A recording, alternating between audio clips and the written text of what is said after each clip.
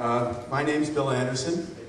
I'm a third-generation Washingtonian with my grandchildren and my great-grandfather considered. We have been in this state for 6 generations. I was born in Tacoma, raised in Gig Harbor. I moved to King County in 1972 with a couple of years out for business purposes down in California. I've been a registered voter here since 1976. I spent the first half of my career as a systems programmer and a operational executive at some of the banks in the Puget Sound area, starting down in Tacoma at National Bank of Washington. Pretty much all of my career has been in managing documents and payments and systems and technology and people in the financial services industry.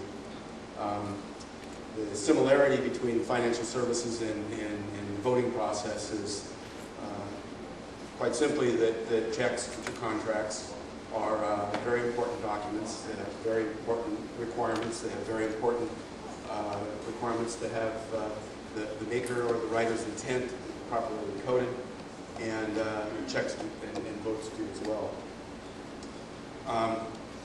As I said, I spent the first half of my career, the first 20 years, in the technical bowels of the back office operations. In the mid-'80s, I went to graduate school at the University of Washington. I did not have an undergraduate degree, but I did have the support of the executives of Rainier Bank at the time that I was working with Rainier, the CEO. And he suggested that I would be a very good candidate to join the graduate school. I graduated in 2 years, full-time, while working at the bank as a executive in the operations and technology area, managing people, managing equipment.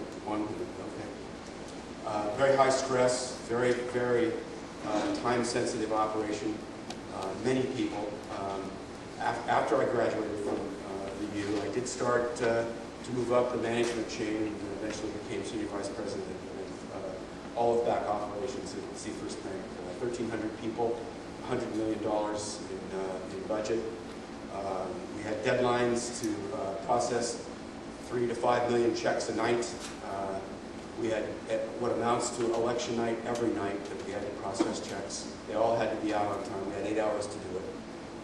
You build a knowledge base of handling very special and significant documents by doing that over and over and over again. And one final thing. I didn't enter this race because I think Cheryl's not doing a good job. I think she is. And I think that she's done an excellent job of bringing credibility back to the King County Elections Office.